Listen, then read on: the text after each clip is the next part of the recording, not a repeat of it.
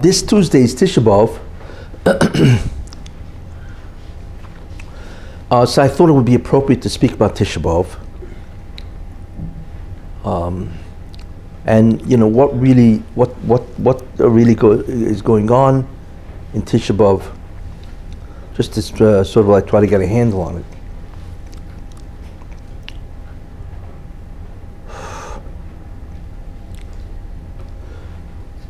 Chazal tell us that there are 5 things that happen on Tisha B'av throughout history, on the 9th day of Av. The first thing were the spies, the Meraglim, is that the Gzera, the decree against the Jewish people, was issued on the 9th day of Av, that they wander in the desert for 40 years. So that was the first cataclysmic event. The second event is the destruction of the first temple. The third event is the destruction of the second temple. The fourth event is the destruction of Beitar, which is supposed to have occurred in 133 CE.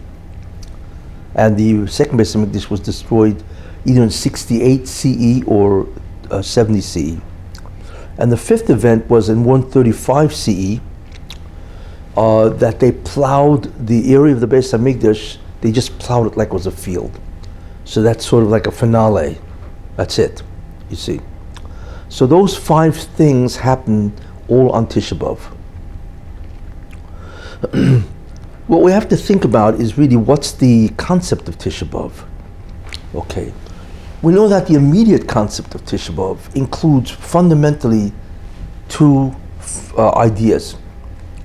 The concept called Churban, destruction, and then the second concept is called mourning, Avelus, and that's what we do.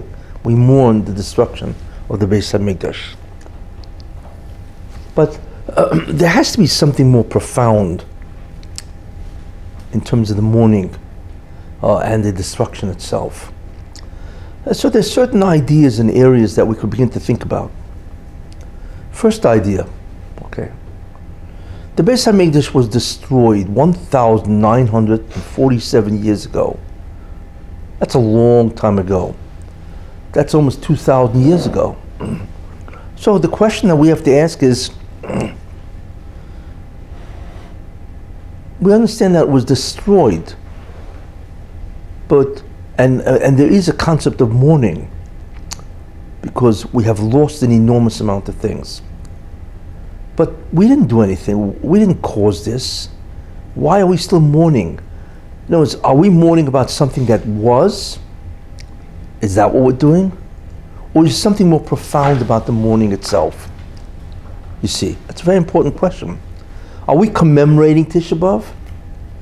Right? Are we commemorating what was? What does it have to do with today's time? That's the question. Because they caused the destruction. The people who had sinas chinam, groundless hatred, and of course who spoke Lashon Hara, they're the ones who caused this. So then why are we still commemorating Tisha B'av? Especially when you remember the fact that the Jewish people do not commemorate anything. Every holiday that the Jewish people are involved in is always as part of what's called the tikkun process. It's always to advance the purpose of creation. It's always to advance the concept of repairing the creation itself. Tikkun, which is the job of the Jew. So the question then is that how is this advancing? Basically what seems to be is that we are commemorating what they did. Now it's true that we have a loss. I mean, if you think about it, imagine the Bais Hamikdash when it existed. There was a tremendous feeling of the divine presence. You know, if you went into the Bais Hamikdash area, there would be a tremendous feeling that you would have. We don't even know what that would be, but there was a tremendous divine presence in the Bais Hamikdash in those years. Could you imagine davening mincha at the Kaisel then as really part of the Bais Hamikdash? When you're feeling this tremendous divine force or energy. Wow, what a mincha, what a ma'ariv, right? That's gone. So Okay, we can understand why we mourn that. You know, what about all the Nevi'im that used to walk around? And this is certainly, of course, in the First Bais Hamikdash. So with the destruction of the First Bais Hamikdash, afterwards, shortly afterwards, the concept of Nevuah, prophecy, stopped. So, of course, that's an incredible loss that we also experienced. So we could say that mourning certainly would be appropriate for that, you see. And it's also the Ruchnis level. You know, in the time of the Bais Hamikdash, the ability to achieve a much greater state of spirituality was much easier. There were always 10 miracles, according to Pirkei Avos, that was constant in the Bais Hamikdash. So if you wanted to reinforce your belief in God, you just go into the Bais Hamikdash and you see these miracles, you know. I mean, the Chazal mentioned many of them. You know, imagine the Bais Hamikdash was basically enormous. It was a slaughterhouse. There was an incredible amount of sacrifices. It's like a butcher shop, a humongous butcher shop, right? So you would expect in a butcher shop millions of flies, right? I mean, that's what they're all drawn to, the blood, right? Yet there was not one fly to be found in the entire Bais Hamikdash, you see. And it wasn't because they had such great exterminators, you know. There was no flies. Or the fact that the smoke, when it went up from the Mizbeach, for instance, you know, with all the sacrifice being burnt, you know, no matter how strong the wind was, it always went straight up. It never veered or inclined. No women, there were miracles that were ongoing. So could you imagine if somebody wanted to reinforce his belief in God, he would just look at these miracles. And it was much easier to access Ruchnis, spirituality. So of course we can understand the concept of mourning for those. But remember, you know, is that what so the question is that what the mourning is about? Is it the loss? That is the question. Not really. We mourn the destruction of the Bais Hamikdash, not because of the mourning, and not because of the loss of what we had. As I mentioned, there was a tremendous amount of losses. The reason why we mourn the Bais Hamikdash is because the Bais Hamikdash was destroyed because of our sins. Yes, we destroyed the Bais Hamikdash. You see? So we're not mourning because something that they did and therefore we have a loss. No. The reason why we mourn and we grieve is because we, again, the Jewish people, destroyed the Bais Hamikdash. Again, this year. This year is 2017. Well, we got 3 days. If that Bais Hamikdash is not built or appear again, that means the Jewish people have destroyed the Bais Hamikdash in 2017. Where do we see that? Because the Yerushalmi says, a famous Yerushalmi, that kol dor, any generation, shaloi nivne b'yomav, if the Bais Hamikdash was not built in its day, is ki'ilu nechrav b'yomav. It's as if it was destroyed in its day. Question is, what does that mean? And the idea to that really is that the Bais Hamikdash, every Tisha B'av, there is a tremendous court case in heaven. Because the Rebbeinu Shem wants the Bais Hamikdash. He wants to come back. So there's a tremendous, what's called Din Torah. Do the Jews deserve to have the Bais Hamikdash built or not? And the answer is, what the Beis Din decides is no, because of the sins of the Jews. But what does that mean? In other words, if the Bais Hamikdash would be standing, then that decree would have it destroyed. If it wasn't standing, then that decree would prevent it from being built. Either way, we destroyed the Bais Hamikdash. In the old days, it destroyed the physical structure. And today, it doesn't destroy the physical structure, it prevents the Bais Hamikdash from being built. But it's the same concept, the same destruction. And that happens every Tisha B'av. So if the Bais Hamikdash is not standing now, right, or by Tisha B'av, right, that means that the sins of the Jewish people have again destroyed the Bais Hamikdash, in the sense that it is now prevented from being built. and that is equal or tantamount to its destruction. Therefore, we mourn. We mourn because again, we have destroyed the Bais Hamikdash. We are directly responsible because what they destroyed thousands of years ago, right? Fine, it could have been built. If we would be worthy, it would have been built. You see. So then why isn't it built? Not because of their sins. It's true that they destroyed the Bais Hamikdash in their day, but in our day, we just destroyed it also. You see. So the reason why we mourn the Bais Hamikdash, okay, is because we destroyed it again. And not because we are commemorating something that happened thousands of years ago. It's a very big difference, you see. That's a whole different concept of avelus, of mourning, you see, that we are responsible. That's an important idea.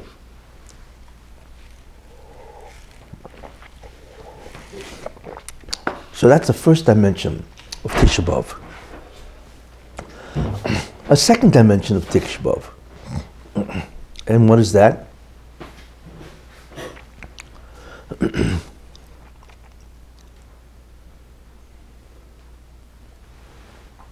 Over the past Shurim, I've spoken at different times about this idea, but it's Tisha B'av, so it's really very important, again, to understand it. For those who've never heard it, certainly good.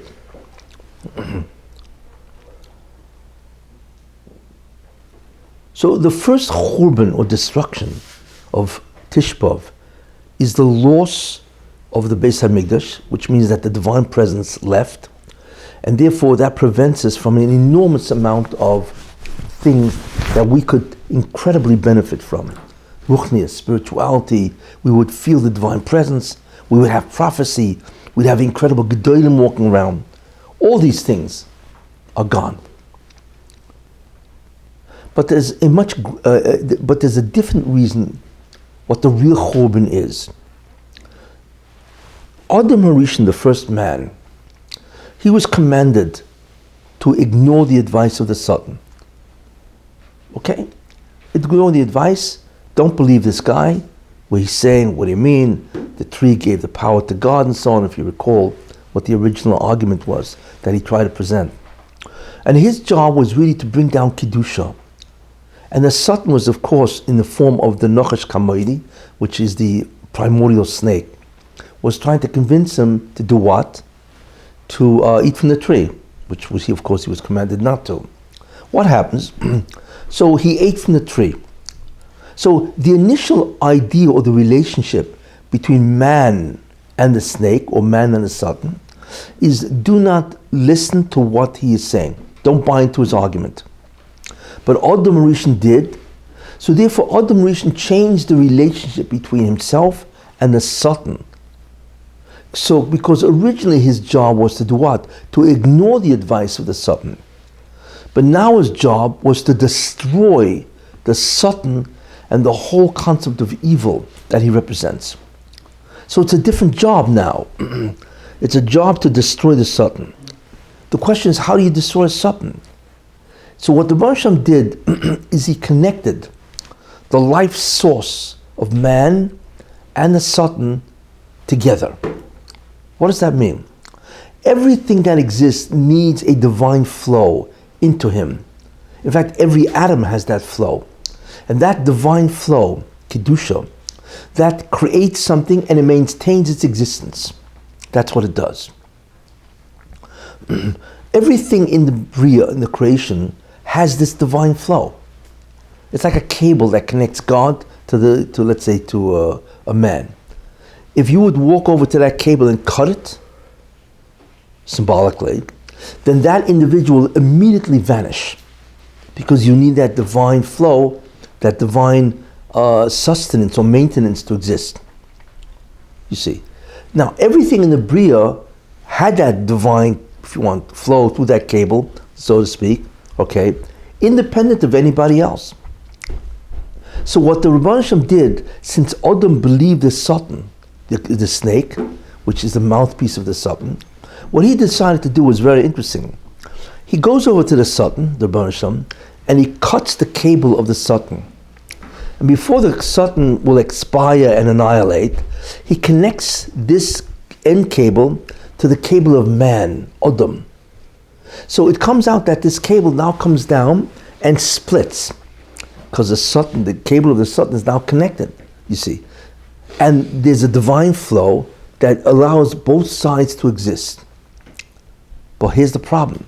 The problem is that there's only enough flow for one side to exist and flourish.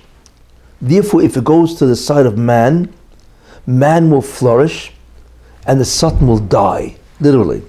And if it goes to the side of the Satan, then the Satan will become very strong, and then the guy's got a lot of problems. He will begin to get weak, and ultimately he can succumb also. That's a very important relationship. In other words, what God did is he tied the existence and the prosperity of man, so to speak, right, to the Satan himself. Now, what determines the flow? Since there's really only enough to go to one side.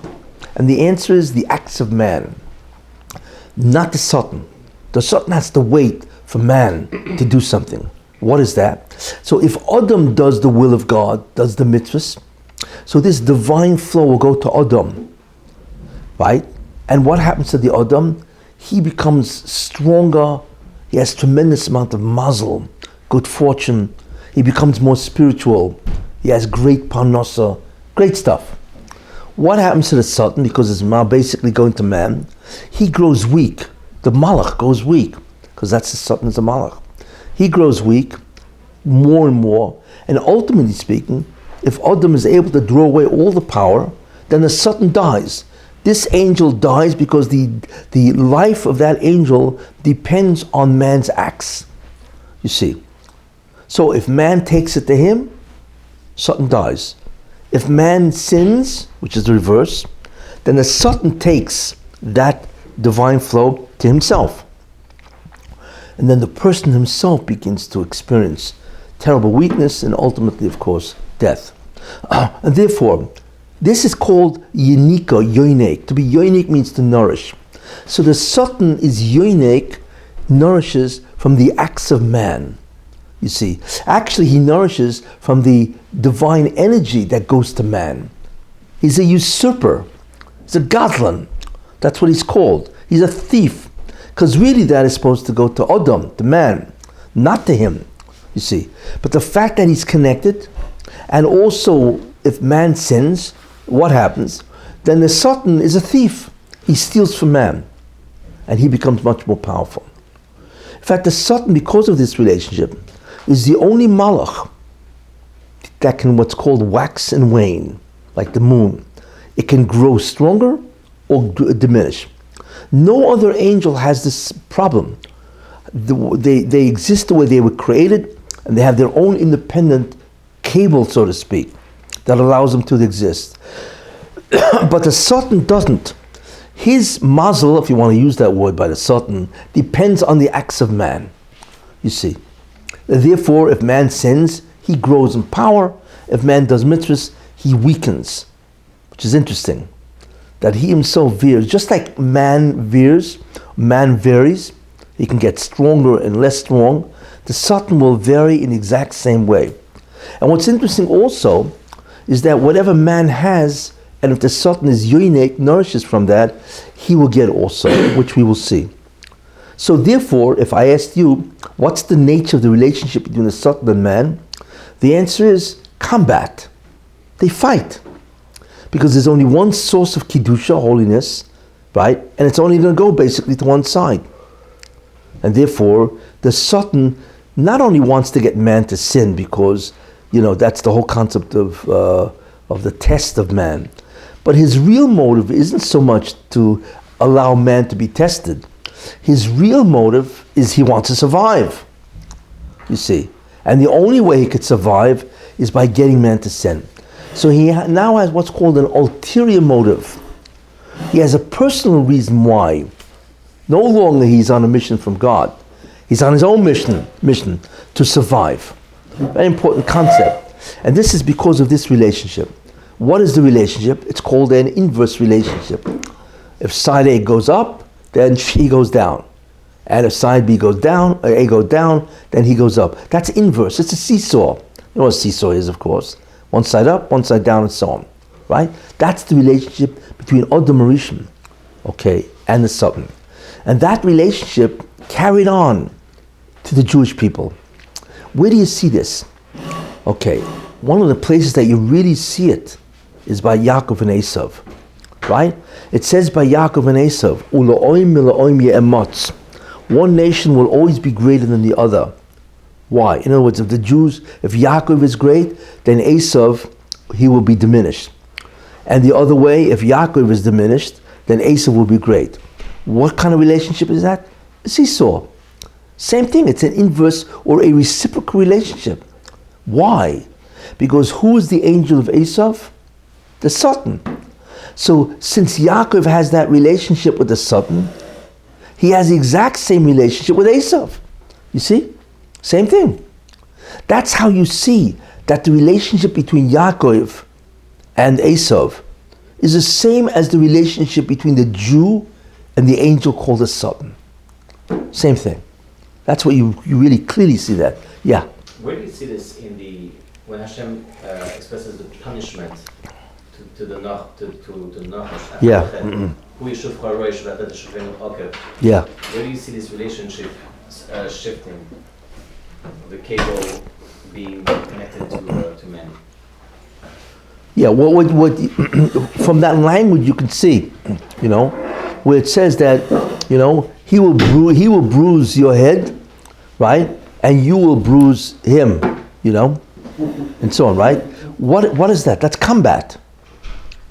That means man and a Satan are always fighting with each other, right? And what the Baruch is saying, you and him will always be at odds with each other. You and him will always be fighting. Why?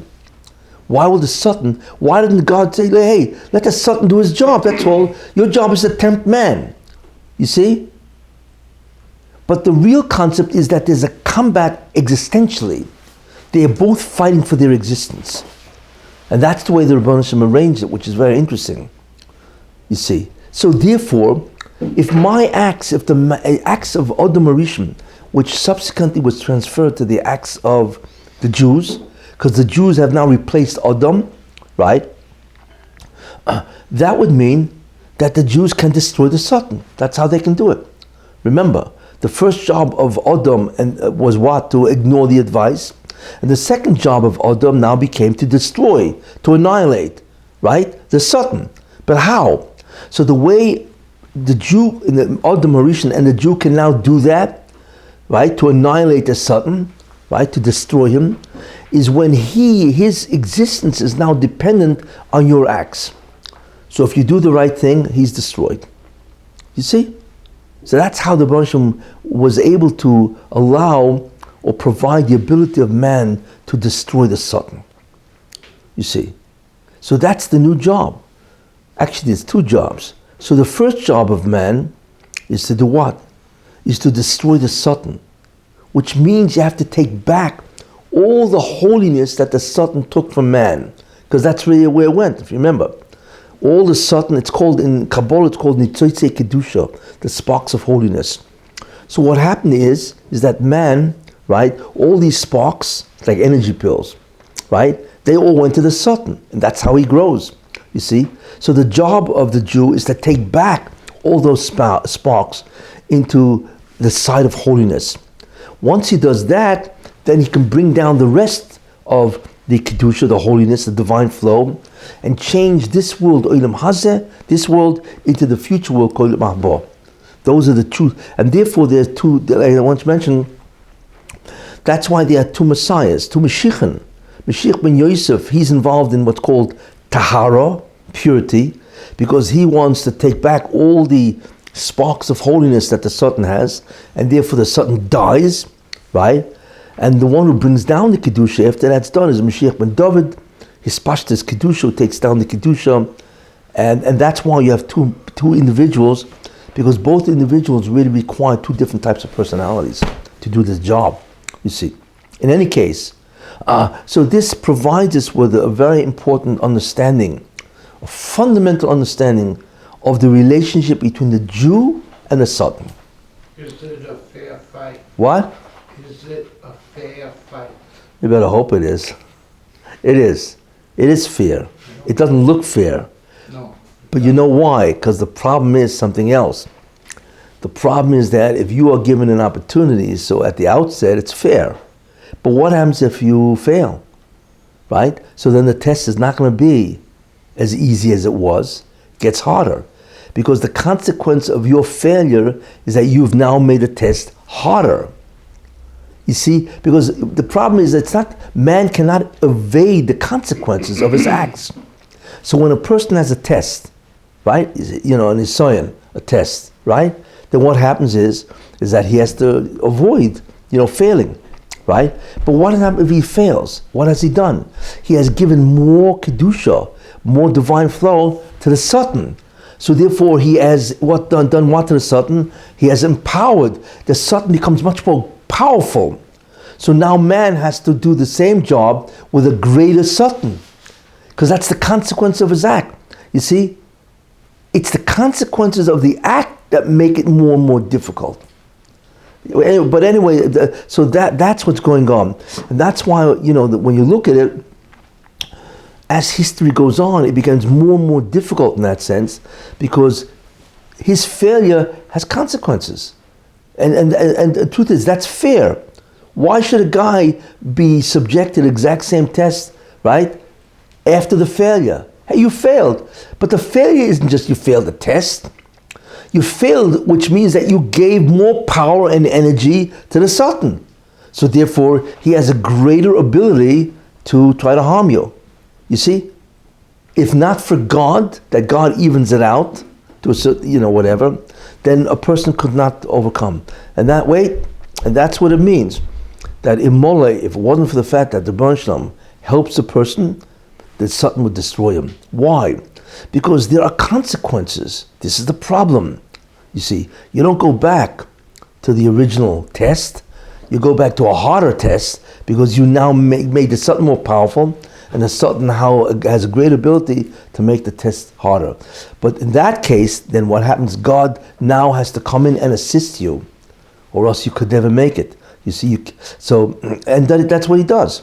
In the end, you have to remember one thing. In the end, God will guarantee that the Jews will destroy the Satan. And he does. And that's the Chad Gadya and the Pesach. The Rosh Hashanah comes and destroys the Malach HaMavis. And so on, So with that assistance, yes. In other words, the only time that a person would have had a fair test is the first test. Anyway, I want to continue, or else I'll never get to Tisha B'av. Okay,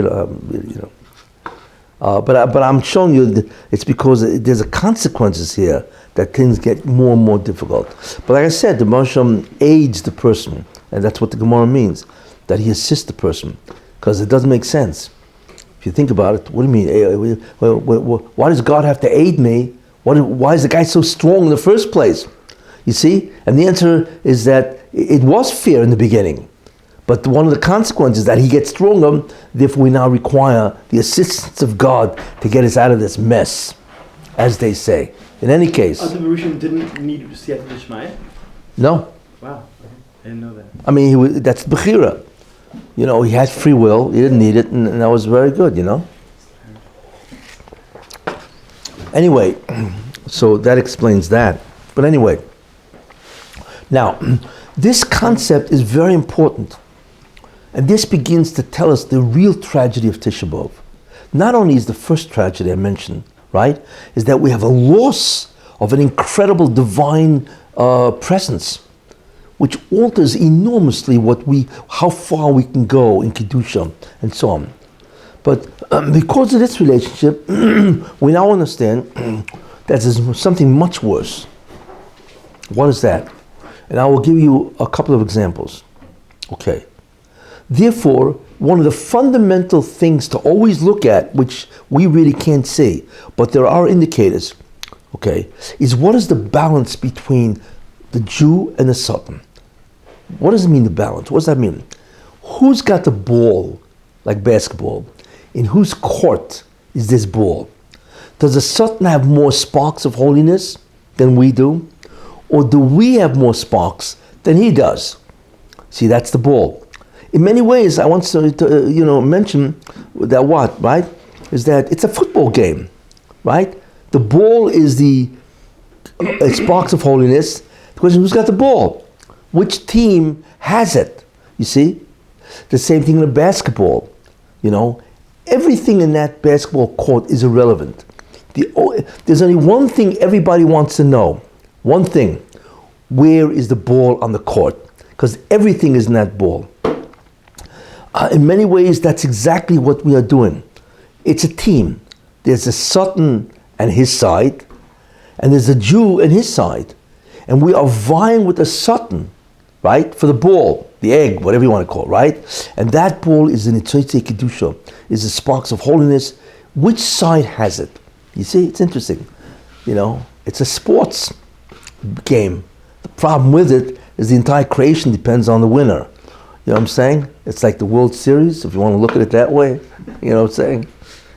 Better make the right bet. Better make a what? The right bet. The right? You're betting on it. Yeah. No. I'm betting on the Jew.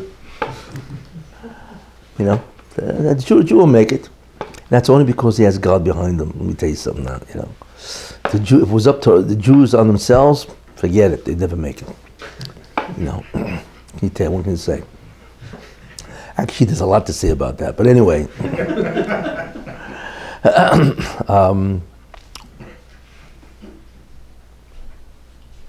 Anyway.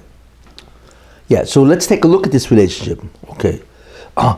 Now, so remember, the first concept is who's got the ball, who's got more Kedusha, right? That's the first question, right? Is it the Jew or is it Satan? And the second concept is that reality must accommodate or align itself in terms of who's got more Kedusha. You'll always find that, which is interesting. And therefore, reality becomes a barometer. You see that many times, but one of the classic times is by Haman, Mordechai and Haman, you see, and Purim, you see. Until then, it was always in the hands of Haman, because Haman, Amalek, is the representative of the Satan. So he's got the power. The Satan is much more powerful. It's called Tigbur Surah, the growth of evil. And therefore Haman, who is part of the satanic football team, I want to use that expression, right? He's got the power. He's got the ear of Achashverosh, right? He's going to kill the Jews, wipe them out, yes? And then Esther says, okay, all of us have to fast. So the Jews fast for 3 days. So what happens? So because the Jews did tshuva, so the balance of power now shifted from the Satan back to the Jews. That's interesting. But if that's the case, then down here, that must be reflected. How is it reflected? When Achashverosh had the dream, right? And Achashverosh said, if you remember the Megillah, and he said to Haman, okay, because Haman said, Achashverosh said, well, what would you do to reward a guy, right? So, of course, Haman thought it was him. That's a megalomaniac. But he thought it was him. So he said, you're going to put him on your horse with your robe and your crown. I mean, that was insane advice. No man would ever give that advice, but the problem is he had no bechira. That's why he said it. Why? Because any king will always look for rivals and kill them. So by saying, right, you put him on a horse with your garments and your crown, that means that my grand vizier wants to kill me. You don't even have to be paranoid to think this, And so how can anybody give advice like that to an emperor? And he's the most likely guy to overthrow Achashverosh because he's the grand vizier. But he had no bechira. Why did he do this? And of course, what happens? Who did he really meant Achashverosh? He meant Mordechai. So the next day, right, Mordechai is going with the horse, the royal steed, right, with the garments and the crown, right? Well, what happened? And the answer is because the 3 days passed, the Jews took away the Kedusha from the Satan, which meant that Haman, right, was finished. And that had to reflect itself in reality, which was that Haman, who was the representative of the Satan, right, is now down, and he's the one who now has to elevate Mordechai up. You see? So what happened is that by the influence of what happened in Shemayim, that's what happened here. Yeah, it's a barometer. You see? Anyway, now where do we see this? And the classics are the destruction of the two Bais Hamikdashes. The first Bais Hamikdash was destroyed 2,500 years ago. That's when it was destroyed. And at that point in time, that's the seesaw. Why? Because when the Bais Hamikdash was destroyed, what does that mean? It means that God left, right? And the house was destroyed. The question is, where does he go? Where does the divine presence go? And the answer is, it doesn't go anywhere. What it means is that the Rebbeinu Shem says in the din, okay, my people don't want me, so therefore I will allow the Satan to be yoinek from the Shekhinah itself. Because that's the deal, measure for measure. The Satan is saying, hey, they don't want you. They're doing terrible sins. Therefore the Satan prosecutes them in judgment, and he wins. So therefore the gezerah is that, well, what they used to have is the incredible image of God, the ability to perceive God at the level of prophecy. But that's gone, and therefore that level of Kedusha goes to the Satan. So immediately he can now alter history because he won in court. That's the classic balance. What did he win? The interesting thing about it is that the Jewish people have two fundamental characteristics. They have what's called teferes, beauty. What is beauty? Beauty is chokhmah, wisdom. They have wisdom, teferes, beauty. And the second thing they have is oiz, might. Might is hatzlocha. That's what the Jews have. And by the way, that's why we say bracha in the morning, right? Before that we say what? Oiti Yisrael b'sifara, right? He crowns Israel with beauty, right? And what's the second bracha? The Gvura, right? Yes. Therefore, the Gvura is the oiz. Those are the two brachas that the Jews have. They have the teferes, the beauty, the incredible wisdom that God gives them, and they also have hatzlacha, which is oiz, might. See, and both of these things went to the Satan, because if the Jews have it and they lose it because they sin, and the Satan now takes the kedusha, so both of these incredible characteristics now goes to the Satan. You see. So what does that mean? What that means, therefore, is that the Satan now allows historical events to occur which reflect this teferes and oiz. What is that? At the time that the Bais Hamikdash was destroyed, within a 100-year period, right, was Greek civilization. Socrates, Plato, Aristotle, all these people lived at that time, right? That's number one. Not only that, that was in the West. The wisdom that they had emerged at that time. Not only that, but in the East, you had the major religions. You had Taoism, Lao Tzu, founder of Taoism. You had Confucius, he was also there, right? And you also had, Buddhism. He also lived at that time. So how is it possible that the major religions of the world, and also the Chokhmah of the world, was founded right around the time that we lost our Bais Hamikdash? How does that work? And that, what you're looking at, is the inverse relationship. We lost that. We lost the incredible Chokhmah Satira, and the Satan gave it to them. And that's the science, you see, of Greece. Okay? Not only that, we lost the Shekhinah, which is our ability to access, perceive God. They got the ability to perceive God in their way, which is the creation of religions in the East, Buddhism, Taoism, Confucianism, and so on. In fact, you can see that in Eicha, which we're going to read, right? Monday night. What does it say there?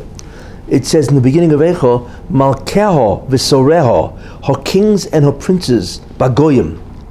Okay? The princes and the Malkeha v'soreha, the princes and the kings of Jews are in the hands of the Goyim. That's oiz. Ain Torah. There's no Torah. V'gam nevi'el le'motzu chazoin me'Hashem. And even its prophets don't see visions from God. what is that pasuk referring to?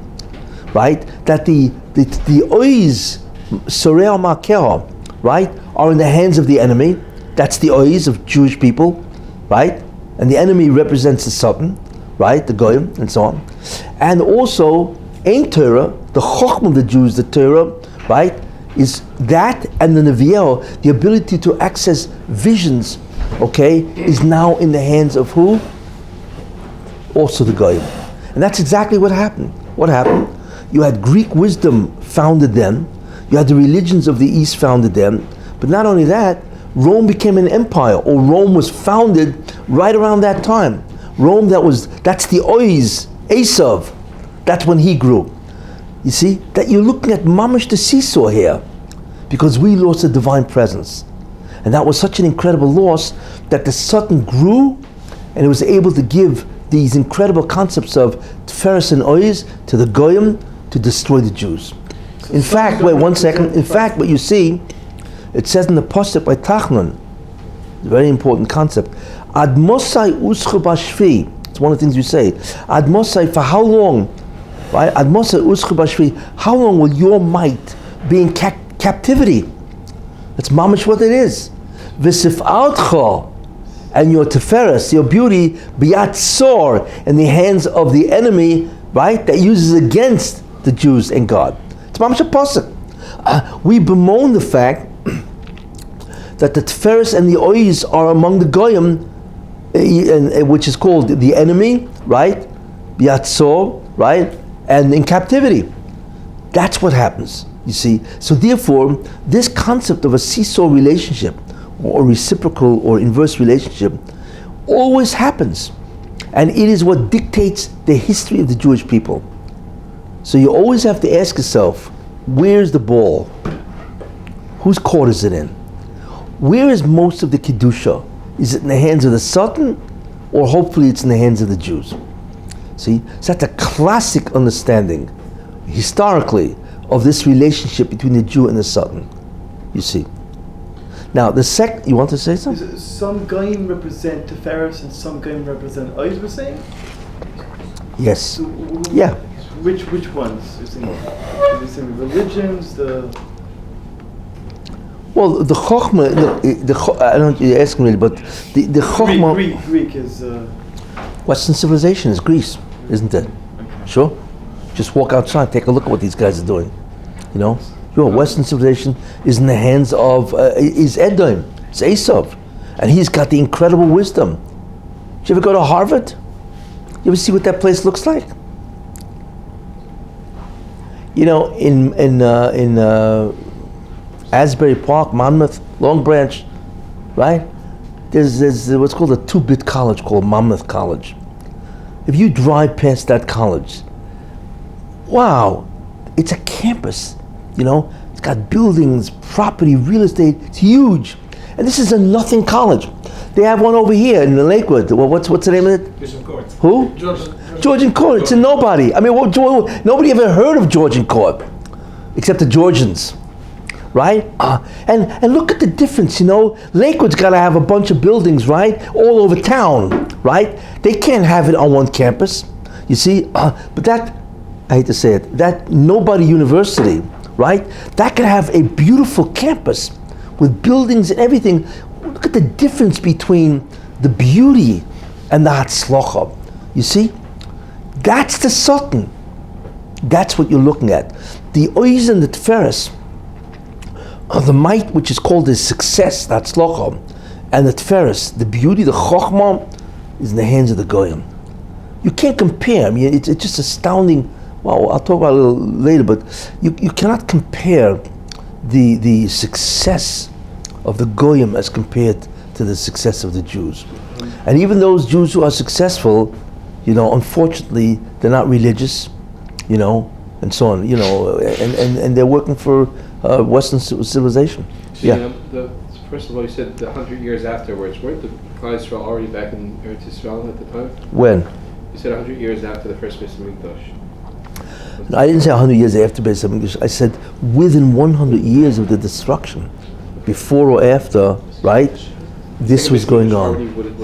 I didn't get to the Second Bais Hamikdash. It's the First Bais Hamikdash. So these could have been happening during the Second Bais Hamikdash, though. It did happen. I'm going to now talk about the Second Bais So the Hamikdash. other thing is that the kedusha, it's all about the balance of power in terms of how much kedusha you have. Yes. So, Or how many Jews have. The majority of having the majority of kedusha is where the person owes is. Yes. Because that's what it means. In other words, when we have those sparks, then we have the Tiferes But and it's not all oils. or nothing necessarily. I mean, we still had some sparks, so it was opinions compared to. Yeah, what the yeah. We don't lose everything. It's, but I'm just saying. And I brought that pasuk in Eicha. That's really what it means. Now the Second Bais Hamikdash, right, was also destroyed. Correct. And you see the same thing, right? The Second Bais Hamikdash destroyed. Where was the Tiferes and oils? Right. So we now know that if the divine presence leaves, what emerges on the other side usually is some new religion, some new ability. Since we lose the ability to perceive God, right? Then the Goyim get a new. And what new religion, of course, is Christianity. Yeah, where do you think it came from? Christianity is really the loss of Judaism into the Satan. That's really what it is. In fact, you can see that, think about that. Every religion other than Judaism has nothing to do with Judaism. But Christianity is what's called in Yiddish a Moshe Kapoya. It's an exact opposite of Judaism. You see, because it emerged from the downfall in certain of Judaism. Right? Think about that, right? We say that, think about that. We say that we have the Torah. What do they say? They have the Torah, the New Testament. Right? We say that we are Bais Yisrael, correct? They say that they are Bais Yisrael, right? We say that we have the Mashiach. What do they say? They have him. It's funny. Even the Pope was a yarmulke. What Christianity really is, it's Judaism on its head. That's really that's why Christianity is embedded in Judaism. In fact, without Judaism, there is no Christianity. Think about that. You see, in fact, if you walk over to any priest and so on and say, before your guy lived, what was the true religion? Judaism. They'll tell you that. It wasn't paganism, it was Judaism. You see? But they, of course, say, well, everything had changed and so on. But the concept really is that the Bais Hamikdash was destroyed and God left, so to speak, right? And as a result of that, the Satan can be unique from the Kedusha, the holiness of the divine presence, which means that a religion will emerge, you see. And that's really basically what happened, and so on, So these two events are very, very important because they literally mirror the relationship between the Jew and the Satan. And that's what's been going on for the last 2,000 years. The Jews sin, you see, and as a result of that, the Goyim grow greater and greater and stronger as a result of that, you see. And this really is what when you think about, that's really what is going on, and so on, Therefore, we now understand the second incredible tragedy of the Jewish people, Tisha B'av. What is that? Because it's not only that we lose, you see, we have a loss. Like I mentioned, the divine presence, we lost in the First Bais Hamikdash, we lost prophecy, right? We lost the ability to have enormous amount of spirituality. Everything we lost, enormous amount. In the Second Bais Hamikdash, you didn't even have the ark, the Oren. That was also gone, and the other things that were gone, you see. But, so that's the first tragedy, is the loss of our connection to God. The second tragedy is that the Satan has what we had, and therefore he can destroy us. That's the second tragedy. If you really want to experience Tisha B'av, I would tell you, go to Manhattan, just walk up Fifth Avenue. That's our Tiferes. That is the beauty and the might, the Hatzlach of the Jews. But now it's all by the Goyim, you see. That's the incredible tragedy of what Tisha B'av is. It's not only that we have been denied it, that we don't have it, but it's that it's been given over to them. But if that was the case, that's one thing. But what do they use it for? The Satan is not interested in giving Goyim this stuff. What he wants is the Goyim to destroy the Jews, you see, by showing, well, we have the Hatzlacha. You know what I'm saying? You don't. We have the beautiful colleges and university, and therefore that attracts thousands and thousands of Jews to go to these places and drop Judaism. You see, that's the second terrible Churban of Tisha B'av. Is that our loss is not just a loss, right? But it's their gain, and their gain is used to destroy us. That's the second terrible Churban of Tisha B'av. However, what's important to know is that as far as the tikkun is concerned, it doesn't make a difference. There'll be a tikkun anyway. Where do we see that? Because the paraduma, the red cow or heifer, whatever they call it, right? What is the secret of the paraduma, really? What does it mean? Well, it's red, right? And red always indicates Esav or Edom, you see. The paraduma indicates, right? The difficulty with the paraduma is that, you're supposed to burn it, and then if somebody was defiled, contaminated with a tumah, right? That he touched the corpse, then the only way to remove that tumah is he had to be sprinkled by the ashes. The ashes, this cow was burnt, then its ashes, right, was mixed with running water, and that was called the mechatos. And then you would take that mechatos, take a hyssop and dip it into mechatos, and sprinkle it on the guy, second and the seventh day, whatever, and that guy would become tahor. Yes. But the incredible thing about it was that the guy you sprinkled it on, he would be pure, remove the tumah. But the kohen would be tameh. So how can something be involved in a process where it can purify and at the same time contaminate the one who is purifying? You see, it's a contradiction. You see. But what that says, and this is a very important idea, that when the Satan has all this power, right, do not think he will win. Because what God did is he created what's called method B. Method A to rectify creation is to bring Kedusha down, to do the mitzvahs, to do tshuva and so on. But there's another method that also can rectify. It can be rectified through the growth of tumah, which is astounding. In other words, there's a way that the tikkun of the bria, the rectification of creation, can happen even though, or rather through, the growth of evil. And that is an incredible mystery. And that's the secret of the paraduma, you see. That this red cow, right, with this kohen, he can purify you even though he's tameh. And that's the pasuk in Eov actually. Umiyitein toho mitameh. Who is the only one that can bring tahara, purity, from something which is tameh? You see? That's what the paraduma really represents. That the paraduma indicates that through tumah itself, tahara, purity can come, which is actually in many ways completely contradictory to what it should be. And that is the secret of the paraduma. So, even though, wait, even the, what? Can it be understood? Yeah. It could be, but when you look at it, it's an incredible contradiction. So therefore, what you have to understand, and in a certain sense, this is a nechama. You see, nechama means a consolation. What does that mean? That even though the equation is that if one side loses, the other side gains, and therefore it would look like ultimately we're finished. See? But what God has done is He's created this, that by losing itself and the Satan gaining, that is a second way to bring the redemption. Amazing. And that is the secret of the paraduma, that through tumah, through defilement, actually can come tahara, which is purity, which means, of course, the redemption. That's the secret of the paraduma.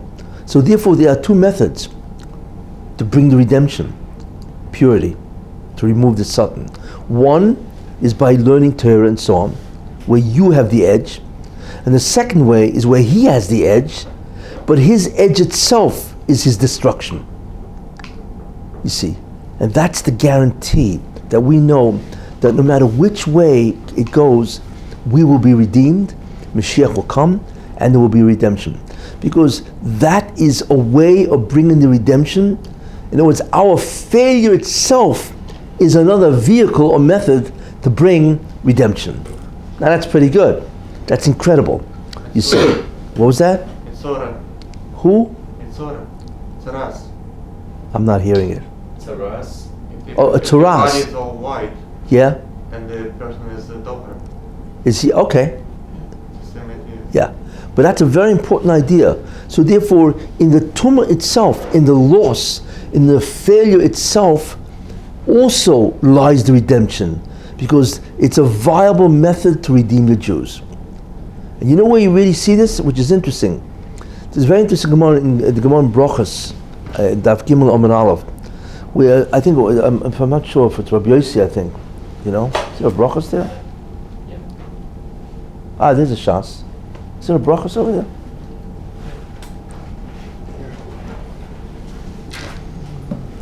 Just want to make sure I get it right.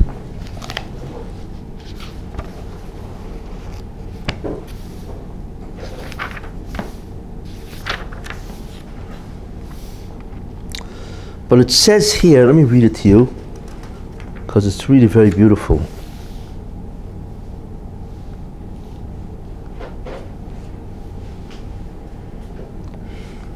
Yeah, Rabbi Yossi, yeah. It says there, Rabbi Yossi says, Rabbi Yossi said that one time I was walking on the way and I went into a churva, one of the churvas, one of the abandoned, destroyed buildings, which, by the way, was really the place where the Bais Hamikdash was. Right, but that's one of the places. That's where he went, you know. And he had a daven, right? So I went in the churva to daven, right? And also an Eliyahu Navi, as Eliyahu Navi, right, came, right, and he waited for me. And then when I finished davening, you know, I came out. And he said to me, well, why did you go in there? You shouldn't have gone in there because it's a sakana, you know, because the thing could collapse on you and so on, you know. So so he told me what I should have done. Whatever, okay.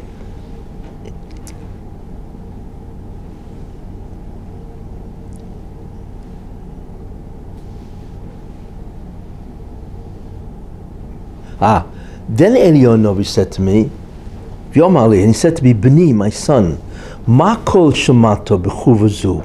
Did you hear a voice, some type of a divine voice in this place? Right? So v'amarti lois, I said to him, Shamati baskoil. I heard a divine baskoil, is that every day there's a baskoil, a divine voice, that if you're in the right level of Kedusha, you can hear it. Okay? I heard a divine voice that cooed like a dove. Okay? And V'yomeres, and it said the following: Oy lebanim, woe is to the children, she'avonaseihem, because of their sins. Hechrafti es beisi, I destroyed my house. V'sorafti es hecholi, and I burnt my hechol, my chamber. Right? V'heglisim, and I exiled them, the bein ha'umos, among the nations of the world. So Eliyahu Novi said to me, Chayecho v'chay roishcho, on your life, loisho zublevad umeres kach. Not only is that voice issued at that point, elo b'chol yom v'yom, every day, sholosh pa'omim, 3 times a day, umeres kach. Okay, that's what it says. So the question is, what is this conversation really? What's the dialogue? So from here you see a tremendous many tremendous concepts. One is that God says, right, because this was Nechurva, this was bamish by the Bais Hamikdash in its destroyed form, that Rabbi Yossi heard it. So what it is that God bemoans the fact that he sent his people. He destroyed his house, which is the Bais Hamikdash. He burnt his heichal, his chamber, which is Yerushalayim, and he kicked the Jews out of Israel among all the nations of the world. That's the golus, that's the exile. And God bemoans that in a tremendous way, you see. And this is called the tsa'ar of the Shekhinah, the enormous pain of the divine, of the Ribbon Shalom. You see, you have to remember one thing, we don't realize something. You know, we're here, you know, we're living it up, we're doing great things, whatever and so on. But really, The Ribono Shel Olam, as they say, Kaviyachol, if God would be human, is under unbelievable pain and suffering. Yes, the divine presence suffers continuously. How do you see that? Because Eliyahu told them this goes on 3 times a day, right? And 3 times is a chazaka. That means it's not once a day and move on to the next day. No, this is a continuous, tremendous pain that the Shekhinah feels. It's called the Tzav the Shekhinah. And that's why many tzaddikim get up, tikkun chatzos, because they want to join with the tremendous pain and suffering of the divine presence. You see. So, but what is God bemoaning? That he put him in a situation which is terrible, right? Right? That he burnt his house, the Bais Hamikdash, Yerushalayim, and he exiled them. Is that what it is? Is that the Jews are going to be caused suffering? Yes.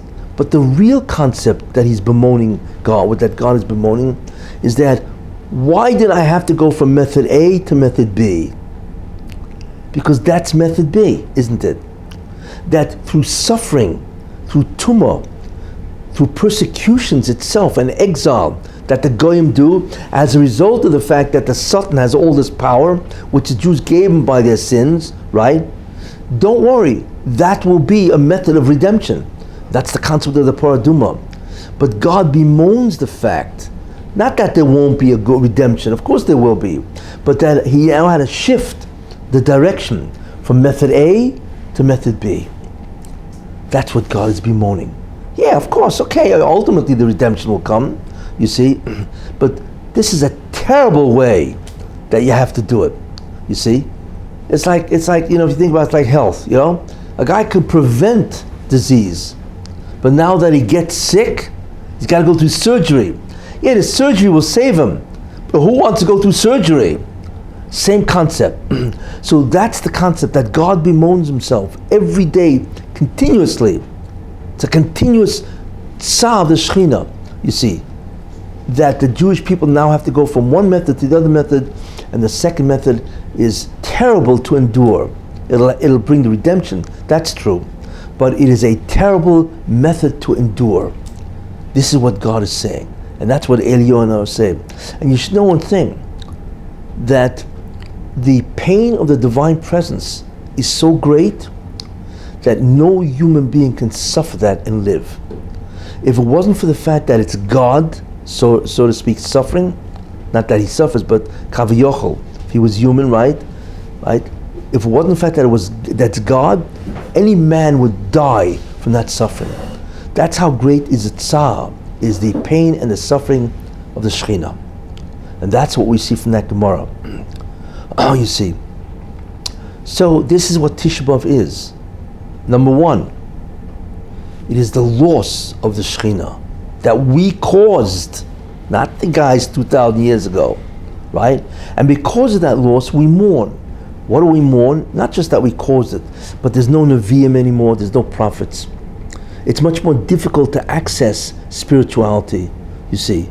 Not only that, if you need to reinforce the belief in God, you just go to the Bais Hamikdash and you see these 10 ongoing miracles.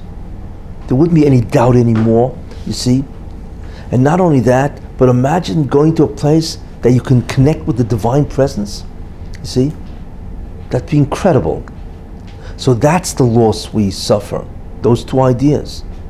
And the second idea is that the loss we suffer resulted in an enormous strengthening of the Sultan to empower so many non-Jews, not everybody, there are many non-Jews that are righteous, you know, but there are so many of them that are incredibly evil.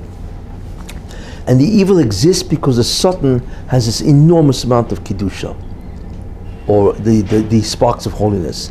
We have to thank God that what? That the Ribono Shel Olam has actually enabled that way to bring the redemption. If not for that, we'd be finished, you see.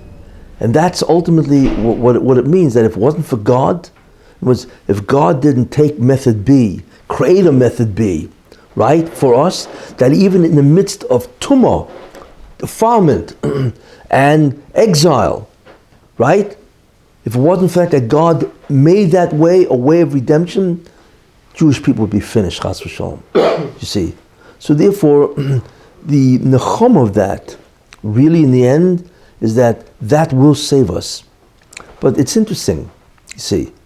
The way the Jews are saved is through the mourning itself. Because when a Jew mourns on Tisha B'av, what he's really indicating is he feels the loss, and he's together with the divine presence in that misery. So when you feel a loss and you mourn, right, what you're really saying is that I understand what that presence was, right, and I wish it came back. That itself is a tikkun. And that's why it says, Kol HaMis'abel, anybody who mourns the destruction of the Bais Hamikdash, right, he will see in the simcha of its rebuilding. Why? Because the mourning itself is the vehicle that gave him the merit to see the rebuilding. Because when he mourned the Bais Hamikdash, that itself indicated that he knows exactly what it feels, and that he feels terrible, he understands the loss, and he truly feels terrible that there is such a loss, you see.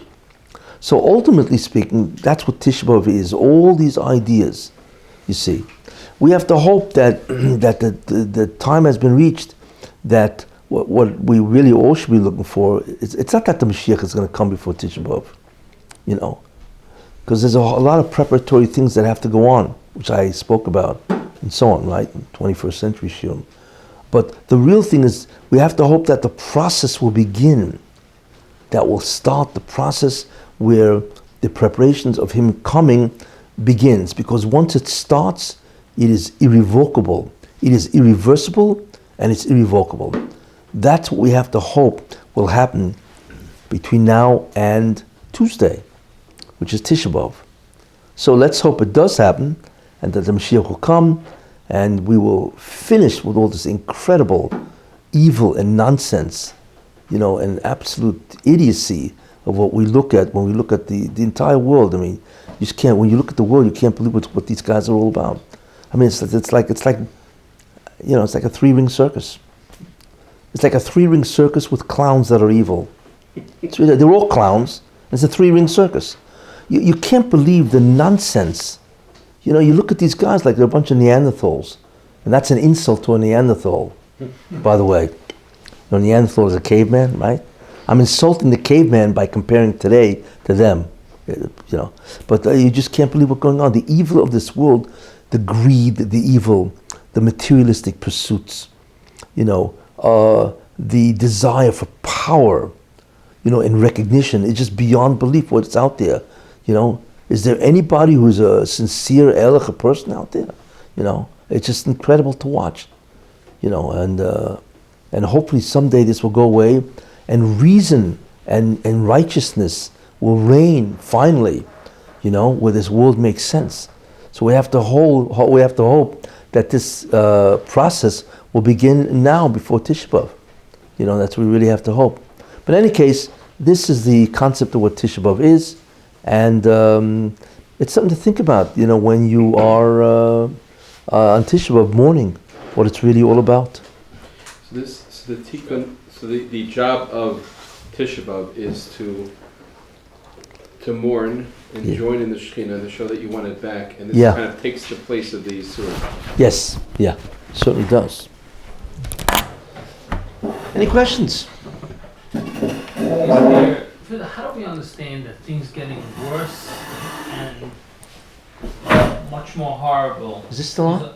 Well, the reason why things are getting worse, which I once mentioned, is because 98% of the sparks of holiness is now out of the Satan and back in our hands. Therefore, he is 98% dead. How did he lose it? Through Yisurim? Well, through mitzvahs, tshuva, and Yisurim, and the exile, which is Yisurim, So that when the Satan is dying, he becomes desperate. He panics, and everything you look at now, everything is nothing more than the panic of the Satan. That's really what you're looking at, and that's why the world looks so bizarre. You see, that's really what you're looking at, and therefore he doesn't want to go under. The last thing he wants to do is to go under. So therefore he will try to arouse as much evil as possible to try to destroy the Jews as much as possible.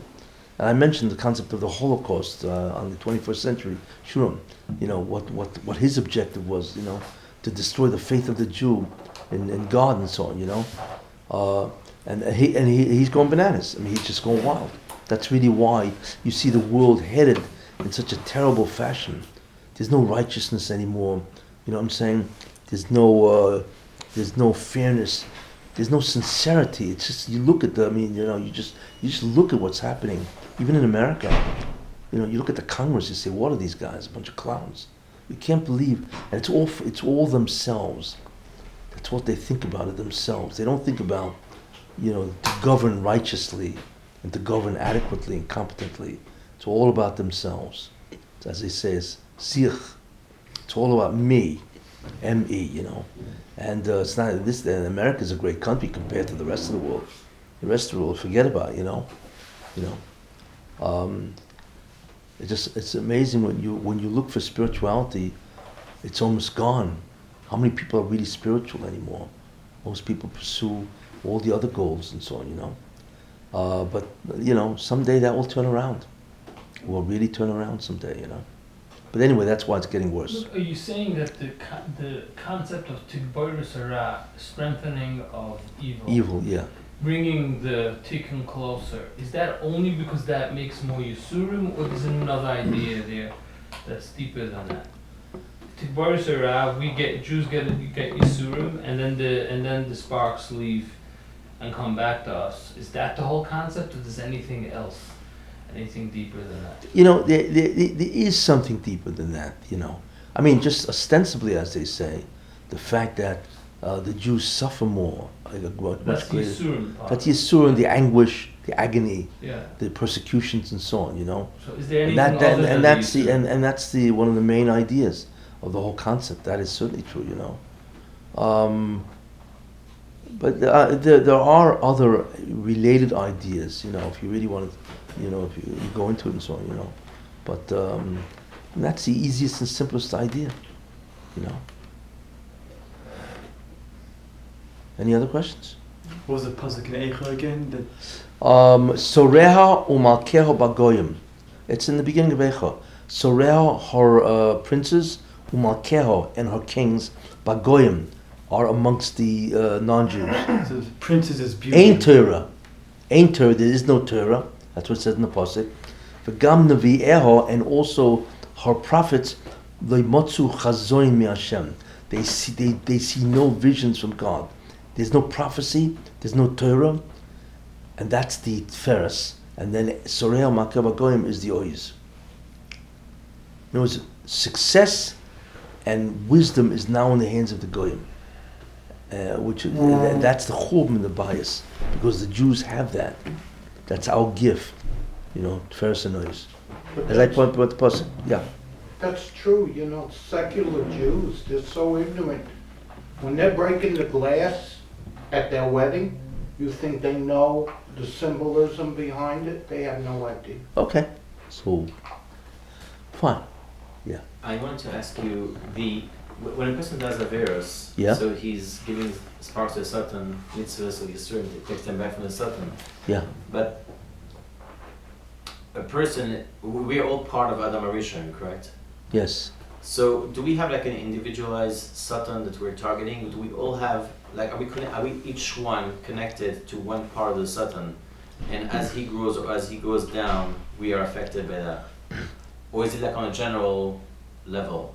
Actually, what you're saying is interesting. There is a concept, yes. In other words, the nature of the sin does create the direction that he can grow in. That's true. It's not arbitrary, you know. It's not like, okay, you know, we give him the energy, now it's up to him to do what he wants. No, that's the concept of midah keneged midah. You see? You know where you see that? For instance, because we drove away the Shekhinah by the Bais Hamikdash, right? What was the sin, right? You know, whatever, the three Averas, right?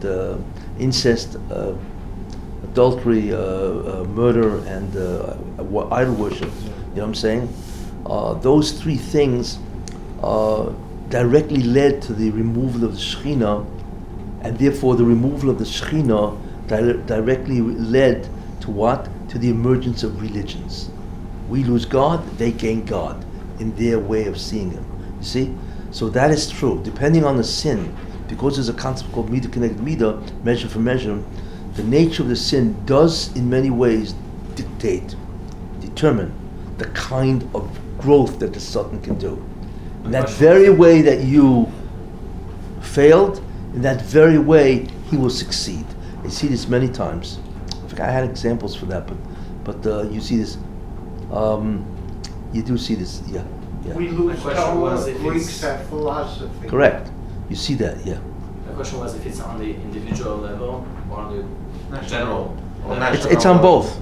Meaning on my individual Yes, level, yes. me and Yes, connected yes. to It's some part on. of the It's substance? on an individual level and on a national level. Correct. Because that's the concept of midah connected midah, measure for measure, which means that as you sin, so shall you be punished. You know what I'm saying? Yeah, it's clearly like that. So how will the Geula come with a plan B? What's the It'll come through Plan B. What's the plan B now? I The mean, Plan B is Golas. It's just Golas and suffering, all kinds of Golas and- bad things. Another Holocaust? No. That Holocaust was part of Plan B. Yeah, we got Israel right after. Whatever, but that Holocaust was Plan B, and therefore that's part of Method B. You know what I'm saying? But I don't believe that'll happen again. You know, I spoke about that in the 21st century shul, but that's all part of Plan B. The darkness is part of Plan B. That's really all part of it, you know. Could Plan B end from 1 second to the next? Meaning, Can Plan B Plan what? B is now, and then the Geula happens the next minute. Yeah, sure. Or there has to be a gradual process of. Well, When it's over- you were saying that it Yeah. has to be gradual. That's what you feel. yeah, no, I there has to be preparatory actions before Mashiach comes. That's what I've been saying, you know. But That means at this point, it can't happen pisam yavoy, what the pasuk says. He will come suddenly because we don't have those. I believe the process will happen suddenly. That Could the brings guy him. show up before Yeah, Tisha B'av? not that or he on will, Tisha B'av? but a process will happen suddenly. Whatever the beginning of the process is, you know. And that'll be clear that that Geula is happening. Or I don't care if it's clear. I just want it to happen. I'm not worried about the clarity of this. I just want it to start. Eventually, guess what? We'll figure it out. How would You that know what I'm saying? When it process happens, work? it's going to happen, and everybody's going to figure it out. Do It you will have an become idea known. How that looks? How it looks? Yeah, that process. That we can recognize it. Oh, wow. What? For that, I got to charge more for this year. He wants to wait for the new chief of staff is part of it. You know? You know, it's funny, you know. You said that the Ben Hashem suffers because he's using Plan B. Yeah. Aside from the fact that we're suffering, what? Yeah, it is what's called the tsar of the Shekhinah. It's the pain of the Shekhinah, you see, and that's why people say Tikkun Chatzos. But why the pain? Because we're in pain? No. God, actually what you're saying, it's interesting. No, God mirrors the Jewish people. God is a father. I mean, if you want to look at it a simple way, a father has enormous pain if he's got to send his son to surgery, doesn't he? But the result is as good with Plan A or Plan B. The result Either way, is- yeah. Both will lead to the redemption. That's the secret of the Paraduma, the red cow. The Shekhinah went in exile with us. Yes. And that's God is in exile. Shchinta b'galusa. When it says Shchinta b'galusa means the divine presence is in exile, right? Okay, that has several ideas to it. It means he has to be with us or we'd be finished. You know, he's assisting us, you know. But the concept of Shchinta b'galusa is that God himself is in exile, which means that he can't do what he wants to do, you see. And therefore, that represents pain. In other words, God has to allow the Sultan to take from his Kedusha. That's terrible. And because justice demands. And God said justice is the main idea. So when the Sultan prosecutes, and he says, okay, I want some of this stuff, you know, and God has to say, okay. That when Shechinta B'Galusa, the divine presence in exile really means, right, that God is compelled, so to speak. Of course, he's not compelled. But what he does is he allows the Satan to nourish off himself, off the divine presence itself. You see? I mean, of course, God is not in that, but God allows, he voluntarily allows the Satan to take. And that's called the Golus, the exile of the Shekhinah. See? Thank you. Great.